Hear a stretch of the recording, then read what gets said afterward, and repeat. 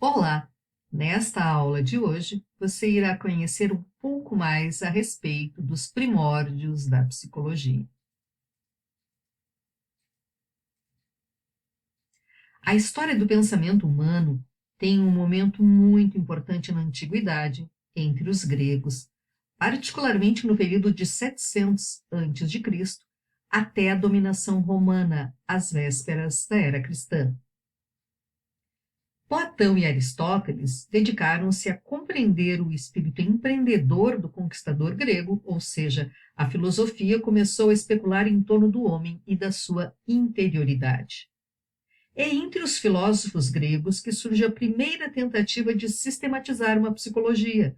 O próprio termo psicologia vem do grego psique, que significa alma, e de logos, que significa razão.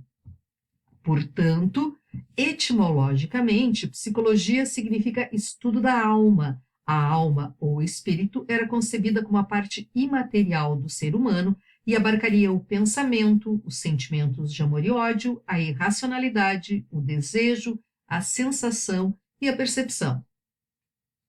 Os filósofos pré-socráticos, assim chamados aqueles que antecederam o filósofo grego Sócrates, preocupavam-se em definir a relação do homem com o mundo através da percepção.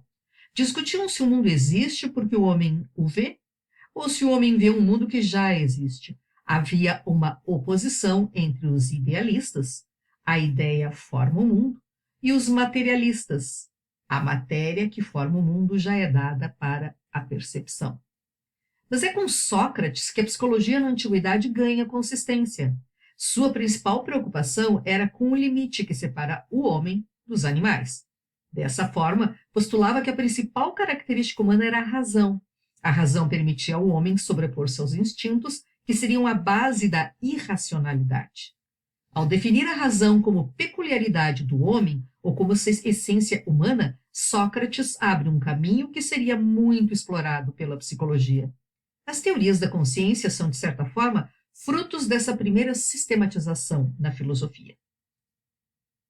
O passo seguinte é dado por Platão, discípulo de Sócrates. Esse filósofo procurou definir um lugar para a razão no nosso próprio corpo. Definiu esse lugar como sendo a cabeça, onde se encontra a alma do homem.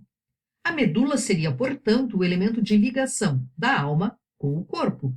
Este elemento de ligação era necessário porque Platão concebia a alma separada do corpo. Quando alguém morria, a matéria, o corpo, desaparecia, mas a alma ficava livre para ocupar outro corpo.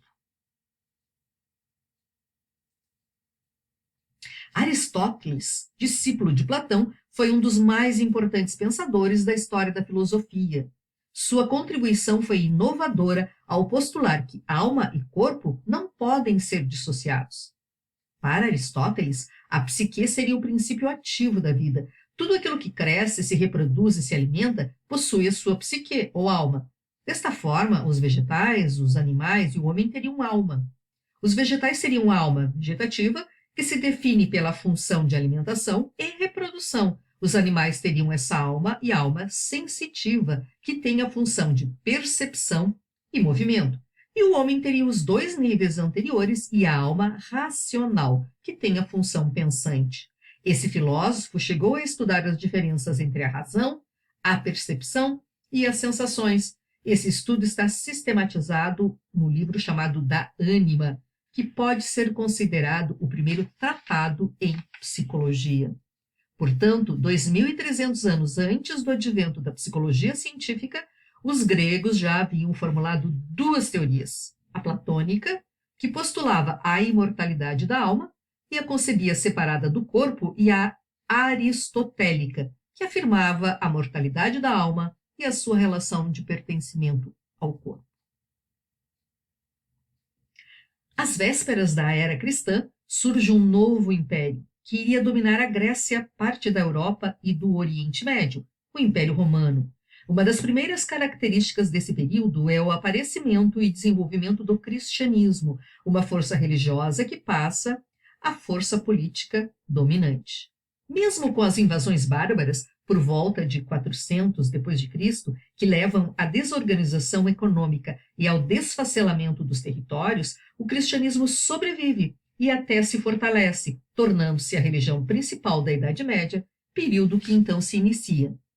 E falar de psicologia nesse período é relacioná-la ao conhecimento religioso, já que, ao lado do poder econômico e político, a Igreja Católica também monopolizava o saber e, consequentemente, o estudo do psiquismo.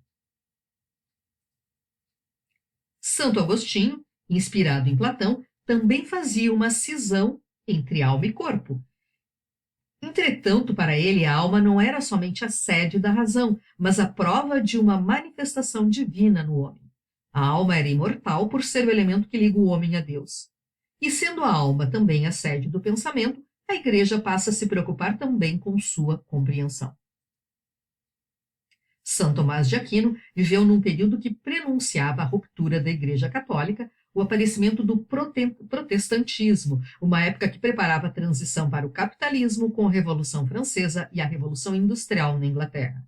Essa fase econômica e social leva ao questionamento da Igreja e dos conhecimentos produzidos por ela. Dessa forma, foi preciso encontrar novas justificativas para a relação entre Deus e o homem. São Tomás de Aquino foi buscar em Aristóteles a distinção entre essência e existência. Como o filósofo grego, considera que o homem, na sua essência, busca a perfeição através de sua existência. Porém, introduzindo um ponto de vista religioso, ao contrário de Aristóteles, afirma que somente Deus seria capaz de reunir a essência e a existência em termos de igualdade. Portanto, a busca de perfeição pelo homem seria a busca de Deus. São Tomás de Aquino encontra argumentos racionais para justificar os dogmas da Igreja e continua garantindo para ela o monopólio do estudo do psiquismo. Pouco mais de 200 anos após a morte de São Tomás de Aquino, tem início uma época de transformações radicais no mundo europeu. É o Renascimento ou Renascença. O mercantilismo leva à descoberta de novas terras. A América, o caminho para as Índias, a rota do Pacífico, e isto propicia a acumulação de riquezas pelas nações em formação, como França, Itália, Espanha e Inglaterra. Na transição para o capitalismo, começa a emergir uma nova forma de organização econômica e social. Dá-se também um processo de valorização do ser humano. As transformações ocorreram em todos os setores da produção humana. Por volta de 1300, Dante escreve a Divina Comédia, Leonardo da Vinci pinta o quadro Anunciação, Botticelli pinta o Nascimento de Vênus e Michelangelo esculpe o Davi. E Maquiavel escreve O Príncipe, uma obra clássica na política. As ciências também conhecem um grande avanço.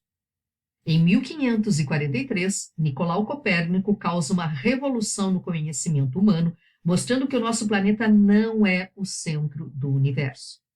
Em 1610, Galileu Galilei estuda a queda dos corpos, realizando as primeiras experiências da física moderna. Esse avanço na produção de conhecimentos propicia o início da sistematização do conhecimento científico. Começam a se estabelecer métodos e regras básicas para a construção do conhecimento científico.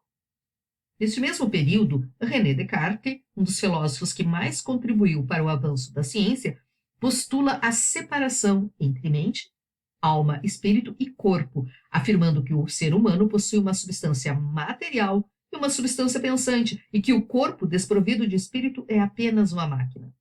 Esse dualismo mente-corpo torna possível o estudo do corpo humano morto, o que era impensável nos séculos anteriores. O corpo era considerado sagrado pela Igreja por ser a sede da alma.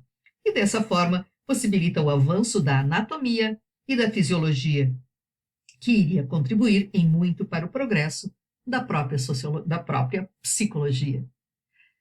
Espero que você tenha gostado desta aula de hoje. Bons estudos!